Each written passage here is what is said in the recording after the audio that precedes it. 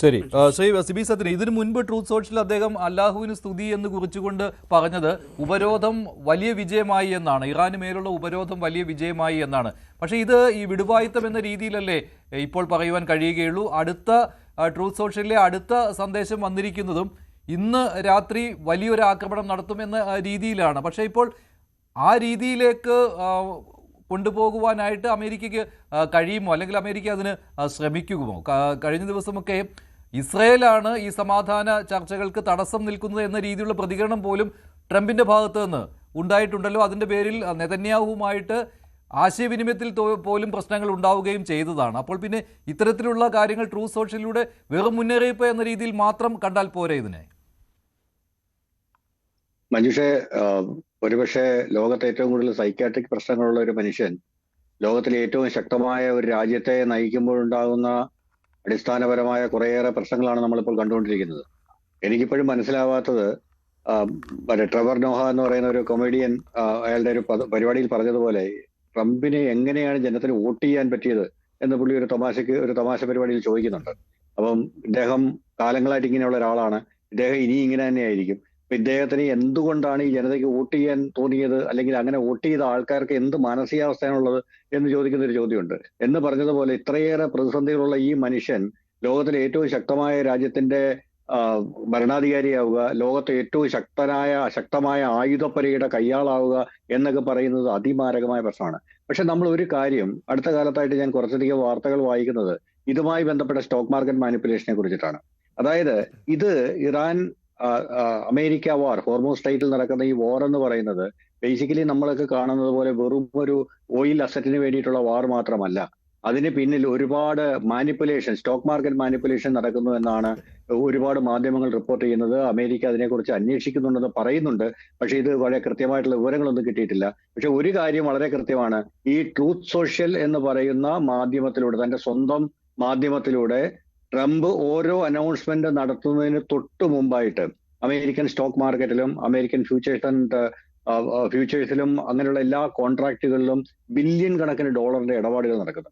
ഈ ബില്യൺ കണക്കിന് ഡോളറിന്റെ ഇടപാടുകൾ നടക്കുകയും ഇതനുസരിച്ച് ഓയിലിന്റെ പ്രൈസ് മാരകമായി വ്യത്യാസം വരികയും ചെയ്ത ശേഷമാണ് ഈ പറഞ്ഞതുപോലെ എന്താ പറയുന്നത്, ഷോർട്ട് സെല്ലിങ്ങിനുള്ള അവസരം കൊടുക്കുന്നു, വൻതോതിൽ കോൺട്രാക്റ്റുകൾ വിറ്റഴിക്കപ്പെടുന്നു, ട്രേഡേഴ്സ് കോടിക്കണക്കിന് ബില്യൺ കണക്കിന് ഡോളറിന്റെ ലാഭം ഉണ്ടാക്കുന്നു.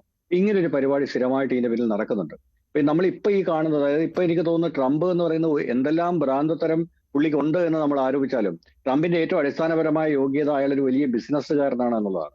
അയാൾ ട്രംപ് ടവർ എന്ന് പറയുന്ന ഒരു കോൺസെപ്റ്റ് ലോകം മൊത്തം വിറ്റഴിച്ച് അതിൻ്റെതായ രീതിയിൽ സാമ്പത്തിക ശേഷി ഉണ്ടാക്കിയ ഒരു മനുഷ്യനാണ് ഡൊണാൾഡ് ട്രംപ്. ഇപ്പൊ ട്രംപിന്റെ ബിസിനസ് അക്യുമനെ നമ്മൾ ആരും ചോദ്യം ചെയ്യരുത്. ട്രംപിന്റെ സ്റ്റോക്ക് മാർക്കറ്റ് മാനിപ്പുലേഷൻ നടത്താനുള്ള ട്രംപിന്റെ കഴിവിനെ അത് ചോദ്യം ചെയ്യരുത്.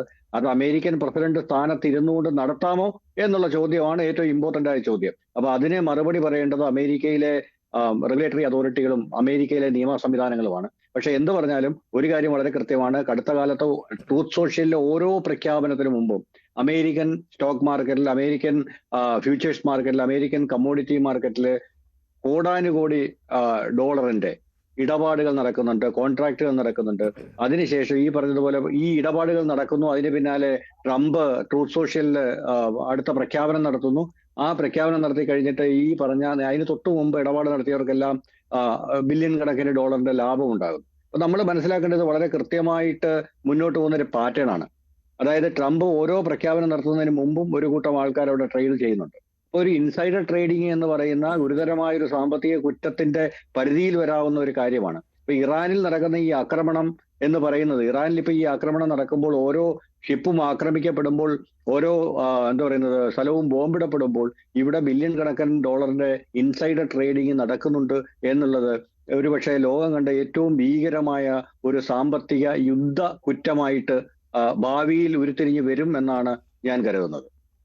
ശരി, ശ്രീ മോഹൻ വർഗീസ്, ഇതിപ്പോൾ ഈ എവിടെയാണ് ചർച്ച നടക്കുന്നത് എന്ന് പോലുമുള്ള ഒരു ഐഡിയയേ ഇല്ലല്ലോ. ലോകത്തിന് അങ്ങനെ ഒരു സന്ദേശം പോലും കിട്ടുന്നില്ല. പക്ഷേ ട്രംപ് എപ്പോഴും പറഞ്ഞുകൊണ്ടിരിക്കുന്നത് സമാധാനത്തിൻ്റെ പാതയിലേക്ക് വരികയാണ്, ഇറാനിലെ ഭൂരിഭാഗം പ്രദേശങ്ങളും ഞങ്ങൾ പിടിച്ചെടുത്തു കഴിഞ്ഞു, അല്ലെങ്കിൽ ഞങ്ങൾ നശിപ്പിച്ചു കഴിഞ്ഞു, അവരുടെ സൈനിക ശക്തി ഇല്ലാതാക്കി കഴിഞ്ഞു എന്നൊക്കെയുള്ള പ്രഖ്യാപനങ്ങൾ മാത്രമാണ്.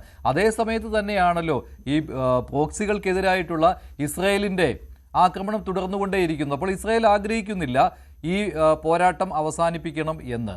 അപ്പോൾ അമേരിക്ക ഇതിനിടയിൽ ഒരു യുദ്ധം മുന്നോട്ട് കൊണ്ടുപോകണോ അതോ തീർക്കണോ എന്നറിയാതെ വലയുന്ന ഒരവസ്ഥ കൂടി ഉണ്ടായിരുന്നു. കഴിഞ്ഞ ദിവസം അങ്ങനെയായിരുന്നു, ചർച്ചകൾ ആ രീതിയിലേക്കാണ് പോയത്. അതിന് പിന്നാലെയാണ് ഈ അപ്പാച്ച ഹെലികോപ്റ്റർ വെടിവെച്ചിട്ട വിഷയം വരുന്നത്. തുടർന്ന് പഴയ രീതിയിലേക്ക് പോവുകയാണ് ഇപ്പോൾ. ഈ കടുത്ത ആശയക്കുഴപ്പം അവിടെ നിലനിൽക്കുന്നു. അമേരിക്കൻ ഡിസിഷൻ മേക്കിംഗ് അപ്പാരറ്റസിനുള്ളിൽ അതിശക്തമായ ആശയക്കുഴപ്പം അവിടെയുണ്ട്.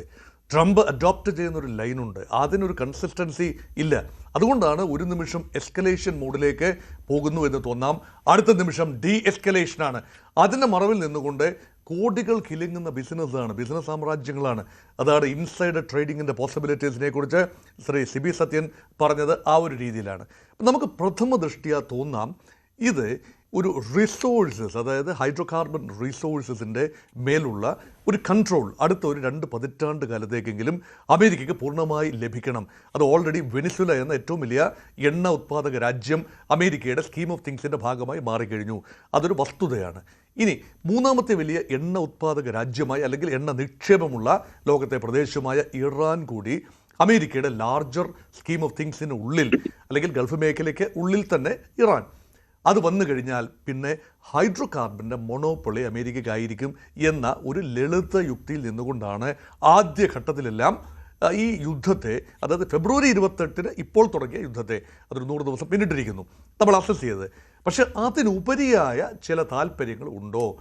അത് വലിയ ഒരു കാര്യമാണ്. കാരണം ഇവിടെ ഒരു അമേരിക്കയ്ക്ക് തന്നെ എണ്ണ വിൽക്കാൻ കഴിയണം. അമേരിക്കയുടെ ട്രേഡ് ഡെഫിസിറ്റ് ഏതാണ്ട് ലോക രാജ്യങ്ങൾക്ക് നേരെയുള്ള ട്രേഡ് ഡെഫിസിറ്റ് മൊത്തത്തിൽ ചൈനയ്ക്ക് $250 ബില്യൺ വാർഷിക വ്യാപാര കമ്മിയാണ്. ഇന്ത്യക്കെതിരെ പോലും $48 ബില്യൺ വ്യാപാര കമ്മിയാണ്. അത് നികത്താൻ വേണ്ടിയുള്ള ട്രംപിൻ്റെ മാത്രം ചില ശ്രമങ്ങൾ, അതിനൊരു മാക്രോ എക്കണോമിക് സെൻസ് ഉണ്ടോ, ഒരു ട്രേഡിംഗ് സെൻസ് ഉണ്ടോ എന്നത് മറ്റൊരു കാര്യമാണ്. അതിനുവേണ്ടി നടത്തുന്ന ഒരു കാര്യമാണ് ഇത്. അതുകൊണ്ട് അമേരിക്കയ്ക്ക് വിൽക്കാനുള്ളത് 2 കാര്യങ്ങളാണ് പ്രധാനമായും. ഒന്ന് ആയുധങ്ങളാണ്. അത് സംഘർഷം ഉണ്ടെങ്കിൽ മാത്രമേ ഇൻസെക്യൂരിറ്റി ഉള്ളൂ. ഇൻസെക്യൂരിറ്റി ഉണ്ടെങ്കിൽ മാത്രമേ അമേരിക്കൻ ആയുധങ്ങൾ വിറ്റഴിക്കാൻ ഒക്കൂ. അതൊന്ന്. 2, അമേരിക്കയ്ക്കുള്ളത് എണ്ണയാണ്. ലോകത്ത് നിലവിൽ ഏറ്റവും അധികം എണ്ണ ഉത്പാദിപ്പിക്കുന്ന രാജ്യം ഷെയിലിൻ്റെ രൂപത്തിലും അല്ലെങ്കിൽ ഈ പറയുന്ന ക്രൂഡ് ഓയിലിൻ്റെ രൂപത്തിലും ഉത്പാദിപ്പിക്കുന്ന രാജ്യം അമേരിക്കയാണ്. പക്ഷേ ലോജിസ്റ്റിക്കൽ ഒരു കൺസേൺ ഉള്ളതുകൊണ്ട് അവിടുന്ന് ലോകത്തിൻ്റെ എല്ലാ എണ്ണ ഉപഭോഗ മേഖലയിലേക്കും എണ്ണ എത്താൻ ബുദ്ധിമുട്ടാണ്. കുറച്ചുകൂടി സെൻട്രലി പൊസിഷൻഡാണ്. ഈ ഉപഭോഗ മാർക്കറ്റുകളിൽ നിന്നും വളരെ അകലം കുറവുള്ള സ്ഥലമാണ് പേർഷ്യൻ ഗൾഫ്. അതുകൊണ്ട് പേർഷ്യൻ ഗൾഫിലെ ബ്ലോക്കേഡ് പരമാവധി ദിവസം നീണ്ടു നിന്നാൽ അത് അമേരിക്കൻ എണ്ണയ്ക്ക്, അമേരിക്കൻ വിൽപ്പനയ്ക്ക് നന്നാവും എന്ന ഒരു ചിന്ത, അതാണ് ഒരു വശം ഉള്ളത്. പക്ഷേ അത് കടന്നു പോയിരിക്കുന്നു എന്നാണ് ഒരുപക്ഷെ ഈ മാറി വരുന്നൊരു ചിന്ത. ഗൾഫ് രാജ്യങ്ങളെ എത്രത്തോളം അമേരിക്ക പൂർണ്ണമായി ഭാവിയിൽ വിശ്വസിക്കും? അതുകൊണ്ട് ഈ ഒപെക് മേഖല. കൂടുതൽ വാർത്തകൾക്ക് news 18 Keralam YouTube channel subscribe ചെയ്യുക.